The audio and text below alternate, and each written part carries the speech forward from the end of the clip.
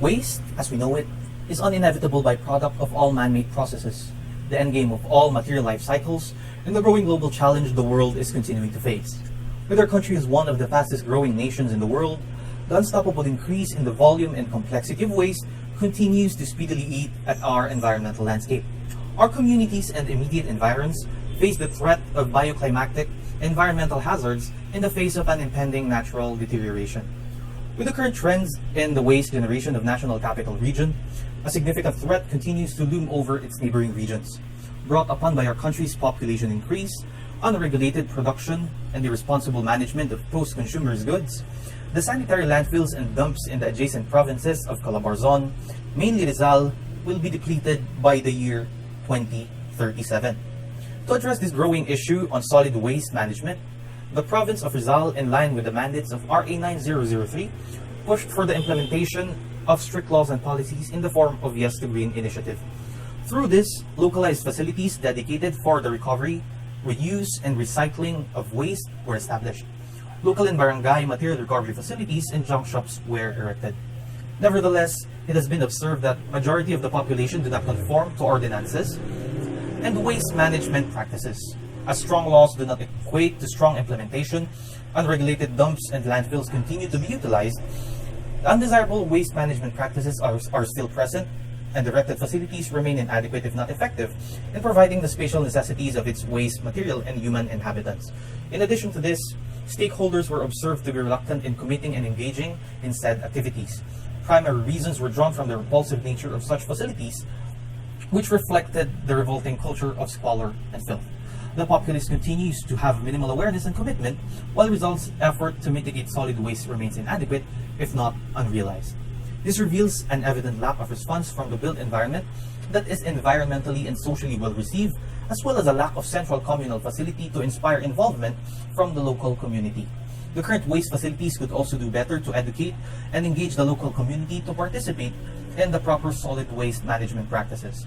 To address the growing issue of solid waste management, there is a call to realign the thoughts and actions of the community towards waste.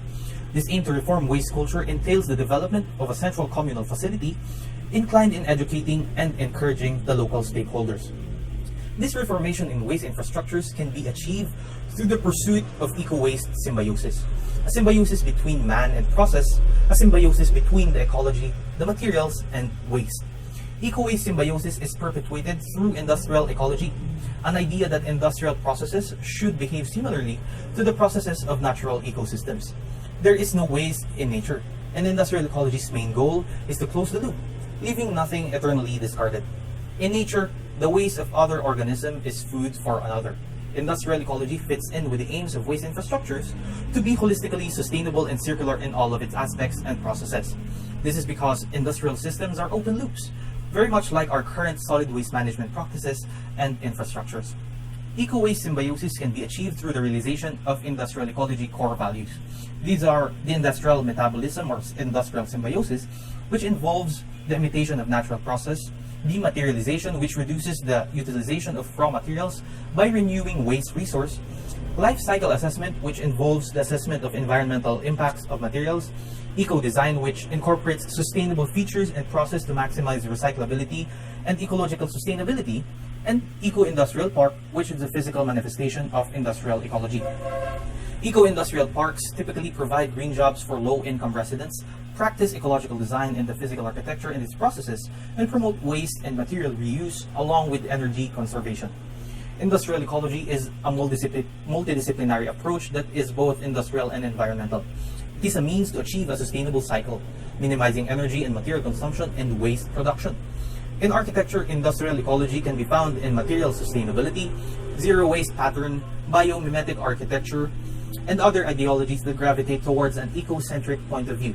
It can be applied through the responsible and conscious use of materials, application of industrial and ecological processes in building systems as metaphors and analogies, and planning spaces with the utmost consideration for minimum environmental impact. Coupled with industrial ecology's manifestation in solid waste management and economy as circular economy, eco-efficiency and trash tectonics, eco-waste symbiosis is achievable. And that is Rizal PARC, the Rizal Provincial Alternative Resource Complex. The Rizal Park is situated at the geographical heart of Barangay San Jose, Antipolo. The barangay, known for its vast land area, is home to Antipolo's agro-industrial, industrial, and like establishments and infrastructures. There are several considerations that needs to be taken into account to further support the feasibility of the project. The selected site is a privately owned industrial land compatible with the developmental context and constraints of the proposed project. Among the three site candidates, the site in Antipolo City is the most proximate to the province's major solid waste generators, as well as to the supporting facilities that might prove to be beneficial in aiding the viability of the proposed structure. The Pinugay site also possesses the most ideal environment for the project, a general topography that is relatively flat and free from geotectonic and climate hazards.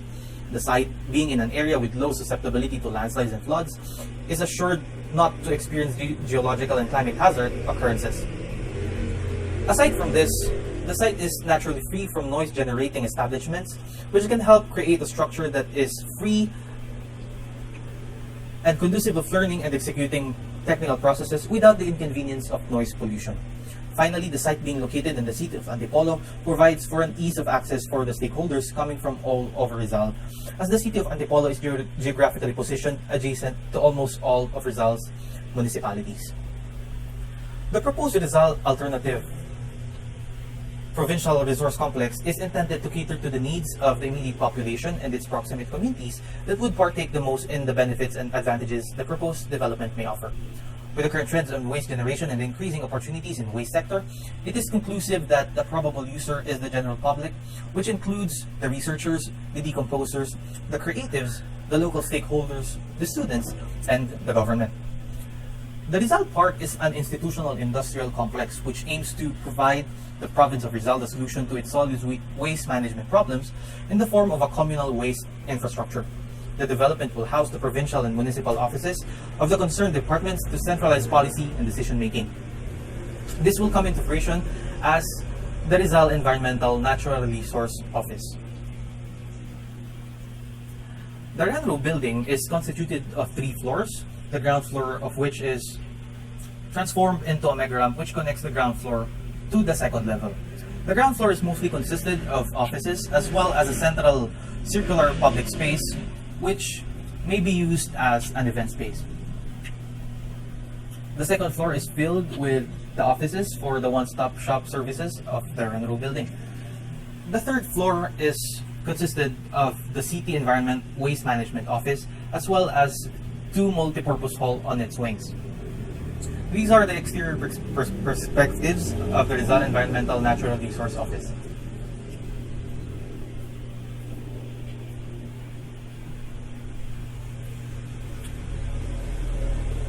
Also included is an IEC center or an Information and Education and Communication Center to respond to the lack of educational and livelihood facilities on solid waste management. The floor plan is consisted of administrative spaces as well as classrooms and public spaces to be used by the community immediate to the site. This is the exterior perspective for the IEC Center.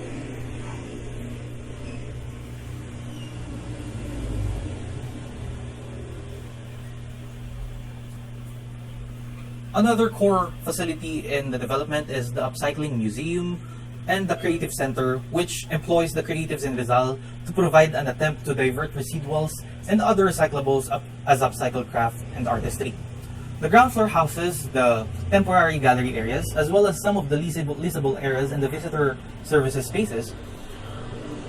On the central part of the facility can be found the design studio as well as the workshops, which is tapered and connects the ground floor to the second floor.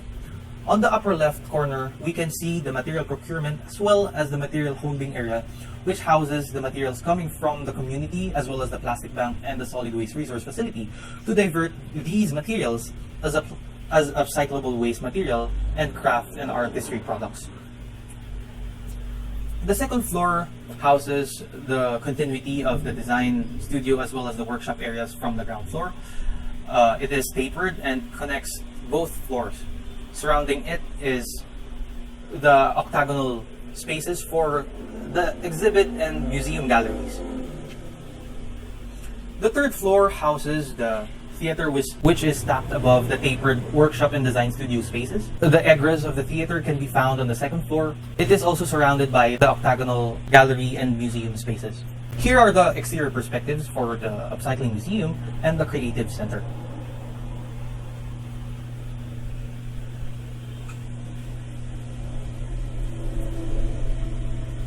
Another core facility which serves as the support facility for the solid waste resource facility is the plastic bank. It is a buyback center used to promote the engagement of the immediate community and formally incentivize scavenging. It is mostly comprised of a storeroom which houses all of the plastics and recyclables coming from the immediate community, as well as the buyback and loading and weighing area.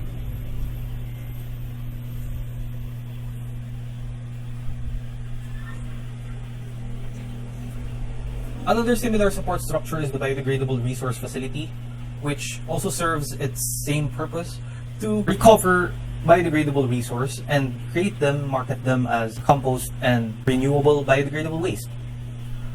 It is used to repurpose endemic biodegradable waste and use it for agricultural use.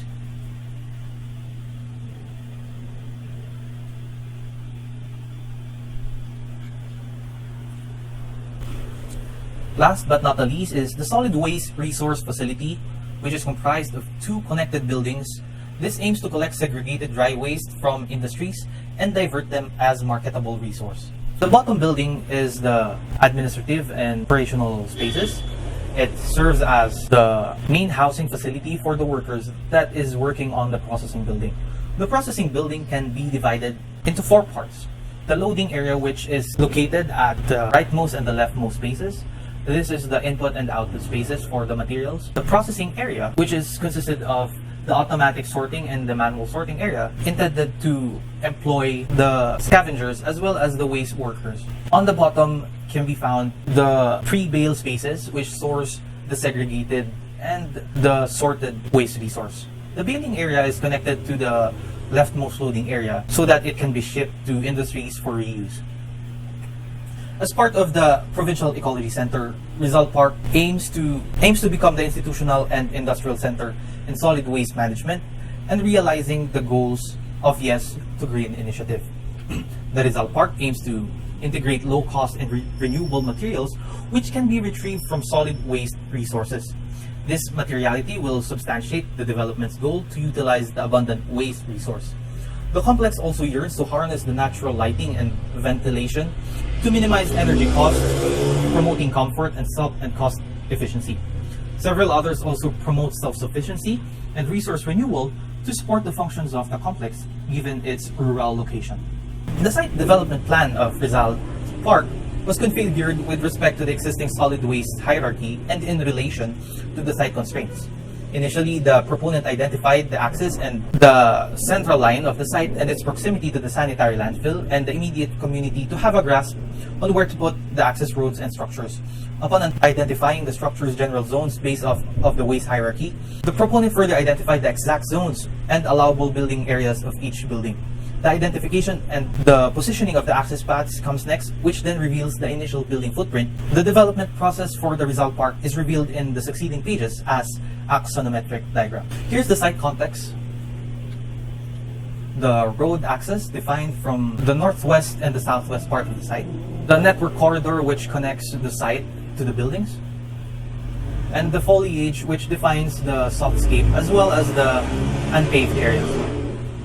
This is the building footprint defined by the architectural programming, and all of that constitutes the Rizal PARC development plan. As Bjarke Ingels stated, architects have to become designers of ecosystems, not just designers of beautiful facades or beautiful sculptures, but systems of ecology and economy, where we channel the flow not only of the people, but also the flow of resources through our cities and buildings. Buildings should evoke the peak materialization of creative sustainability.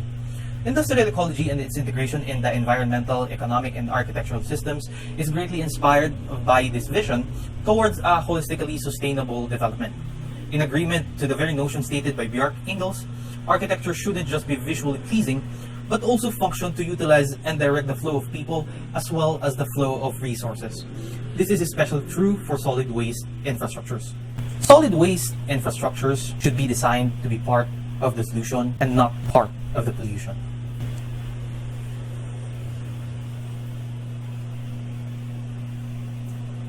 Structures that respond firsthand to the issues in solid waste should be designed with the utmost consideration for environmental consciousness and implement technologies and strategies that fall in line with the structure's purpose of sustainability. And that is my architectural proposal. The Rizal Provincial Alternative Resource Complex, EcoWaste Symbiosis through the integration of industrial ecology.